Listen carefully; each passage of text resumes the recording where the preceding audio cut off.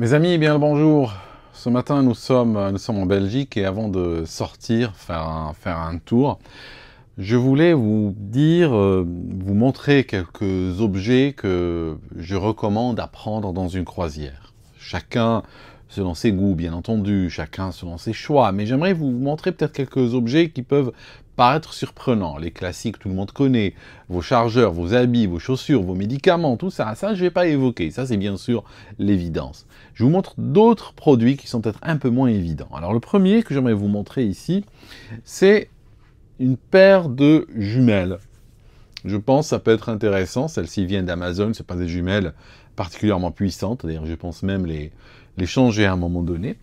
Et c'est très efficace parce que tu te trouves des fois en mer, tu regardes, là les bateaux, j'ai pas besoin de jumelles pour les voir parce que nous sommes en port, mais des fois, tu es au large, et puis tu vois quelque chose, et puis à l'œil nu, tu n'arrives pas trop à savoir ce que c'est, donc des jumelles peuvent te permettre d'augmenter ton champ d'exploration, et je trouve ça extrêmement intéressant. Autre chose, un nouveau bouteille, un décapsuleur. Pourquoi? Parce que, eh ben, tu sais, la première fois que je suis arrivé sur un navire, j'ouvre le minibar, il y avait des bouteilles avec un bouchon, je vais les ouvrir, je ne trouve pas comment les ouvrir. Bien sûr, je n'avais pas envie de casser le mobilier en commençant à bricoler, en voulant les ouvrir par la force contre une commode ou autre. J'appelle le room service et ils me disent « Oui, normalement, on met un décapsuleur dans chaque chambre. Le problème, c'est que les gens les piquent.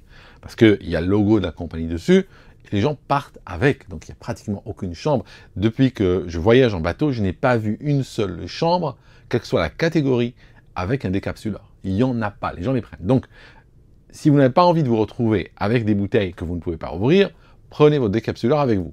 Une fois, j'en ai même emprunté un à quelqu'un.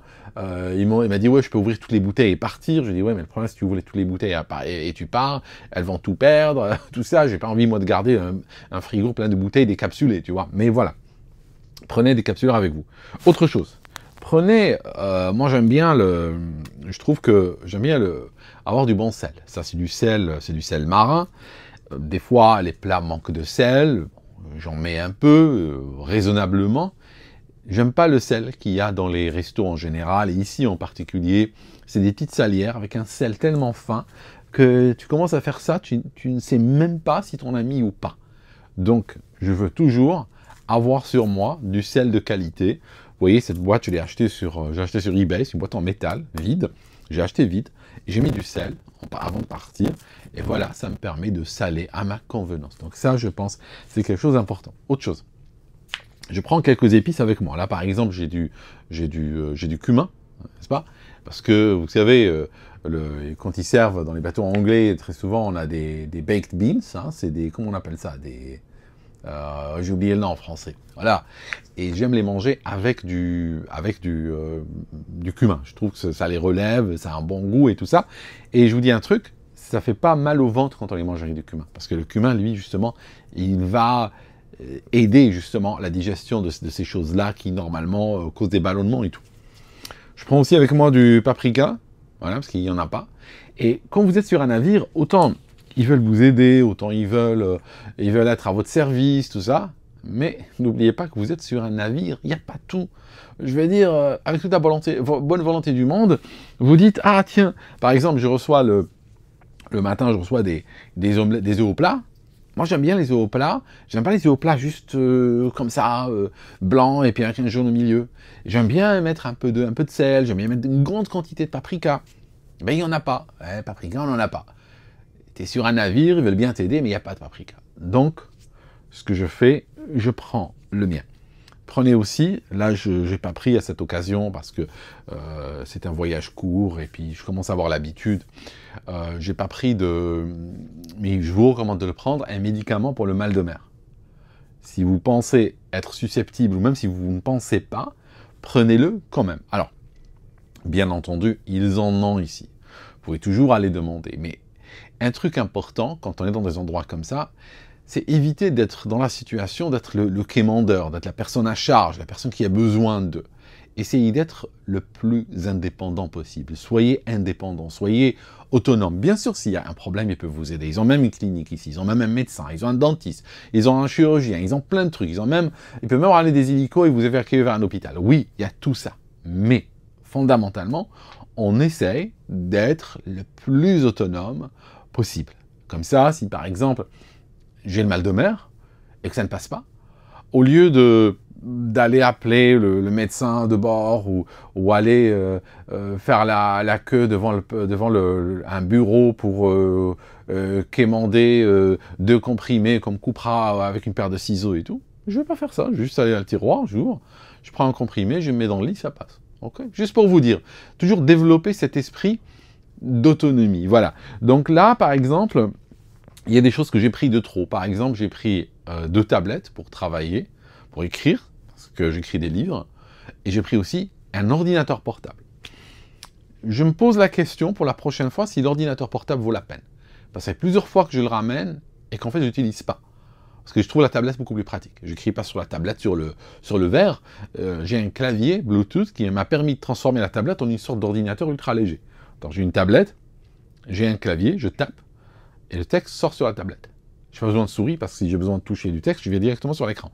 Donc, je me pose la question, est-ce que l'ordinateur, qui est lourd, qui a un chargeur, vaut la peine? La réponse est probablement non. Et je pense que la prochaine fois sera le premier voyage que je ferai sans prendre ce foutu laptop, que je trouve très lourd et qui ne sert à rien.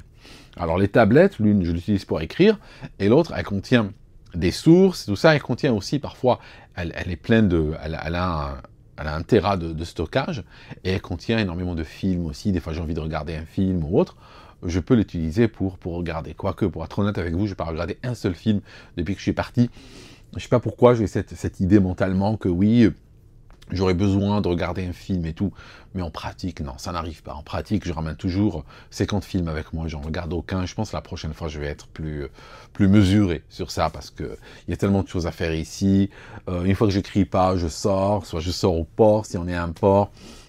Si, autrement, je vais voir des spectacles, tout ça.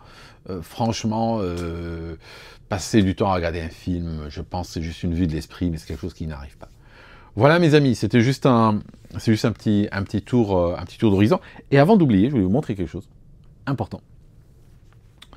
Je prends un petit jouet de ma fille, voyez-vous. Ça, je crois qu'il s'appelle Chase. Ça, c'est Chase, c'est de Paw Patrol. Alors, je ne sais pas comment ça s'appelle en français. Vous connaissez tous ce dessin animé. Et en fait, ça fait toujours plaisir aux enfants. Ça signifie, ma fille est loin, et quand je la contacte avant qu'elle dorme ou autre, je lui dis bonjour, je lui montre son ami, je dis voilà, ton ami est là, toi t'as pas pu venir sur la croisière, tu viendras une prochaine fois, mais ton ami est là, il s'amuse comme un fou, je lui prends quelques photos avec lui dans le port et dans certains endroits sur le navire et tout, et elle est très contente. Voilà, je vais juste vous montrer que ça fait toujours plaisir aux enfants, et ça, c'est universel, que vous partiez en avion, en voiture ou autre, du moment que vous laissez les enfants derrière, prenez un jouet, et puis ça leur fera toujours plaisir, et des fois même c'est elle qui en planque dans mes valises. Voilà mes amis, merci d'avoir regardé cette vidéo jusqu'ici. Continuez à suivre le canal, et moi je continue à partager avec vous plein de petites choses. Et j'ai de très longues vidéos que j'ai enregistrées visitant le navire et tout ça, mais ça je les mettrai quand j'arrive à la maison, parce que c'est des méga vidéos filmées en 4 ou 5K, elles sont vraiment très lourdes, hein. Je parle de gigas et de gigas. Starlink ne me permettra jamais de les faire passer. Merci et à très bientôt.